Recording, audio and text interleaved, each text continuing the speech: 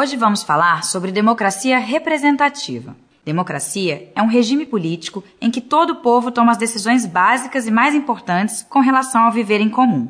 Agora, como fazer isso?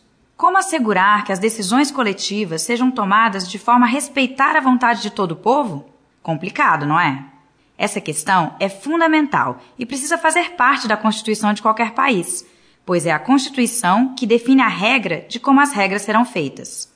E, mais do que isso, garante que as decisões tomadas serão aceitas, ou seja, terão legitimidade.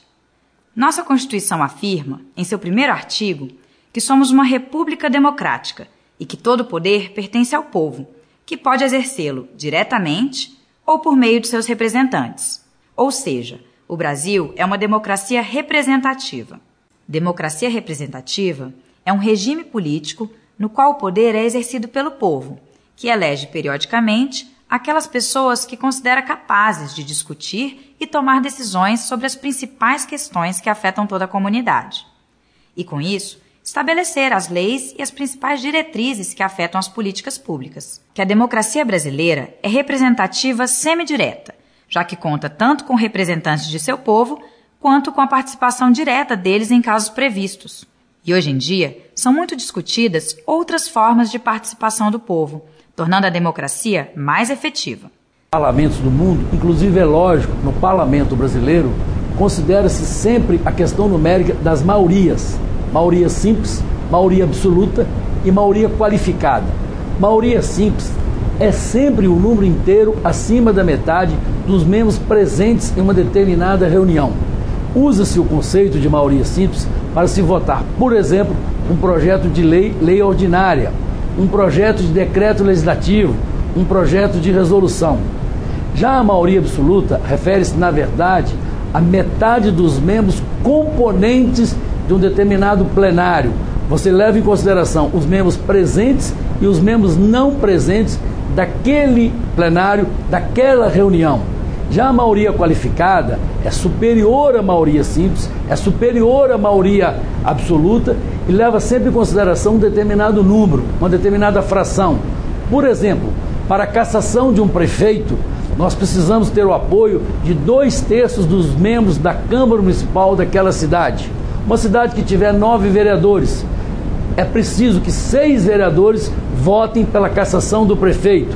Se a cidade tiver 15 vereadores, é necessário que 10 vereadores votem pela cassação do prefeito daquela cidade.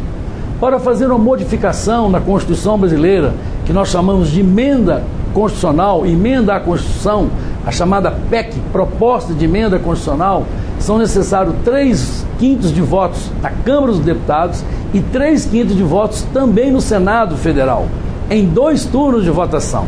Se a Câmara dos Deputados tem 513 deputados federais, são necessários para uma emenda constitucional o voto sim, o voto favorável de 308 deputados federais e de 49 senadores. Aprenda, faça as contas. O Senado não é diferente. Seja para debater uma proposta, fazer um pronunciamento ou votar uma lei que mexe com a vida dos brasileiros, é necessária a participação de uma quantidade X de parlamentares. O nome disso é quórum, também conhecido por aqui como número regimental. Havendo número regimental, declaro aberta a 3ª reunião ordinária da Comissão de Constituição, Justiça e Cidadania. Para fazer um discurso em plenário, é preciso a presença de pelo menos 5 senadores. Agora, se eles forem votar um projeto, o número sobe para 41. É a chamada maioria absoluta. Tem proposta especial, como as que alteram a Constituição, que exige quórum de 3/5, o que dá 49 senadores. Já a reunião para eleger o presidente da casa só começa quando 1/6 deles, 14, estiverem presentes. Votaram sim 61 senhoras e senhores senadores, não 0, abstenção 0. O presidente não vota em votação secreta. O quórum, portanto, de 62. Ou seja, tanto faz se o quórum é grande ou pequeno. O que importa é que sem esse número mínimo de presentes, nada feito. De votação nominal e projeto de lei complementar. Projeto de lei complementar. e precisa de quórum qualificado. Pois é, esse quórum qualificado que o presidente mencionou é a maioria absoluta, ou 41 senadores. A mesma quantidade é exigida para decidir sobre a perda de mandato do parlamentar ou aprovar nome de ministro para o Supremo Tribunal Federal.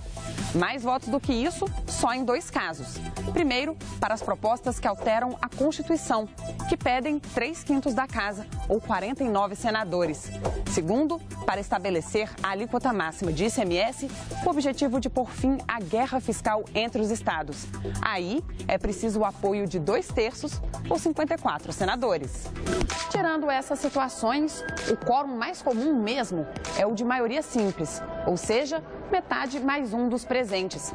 Ele vale para a maior parte das votações e até para a medida provisória. Ah, e antes que eu me esqueça, tem ainda um número pouco usual: 2/5 ou 33 senadores. Ele só se usa para interromper o funcionamento de emissoras de rádio e TV.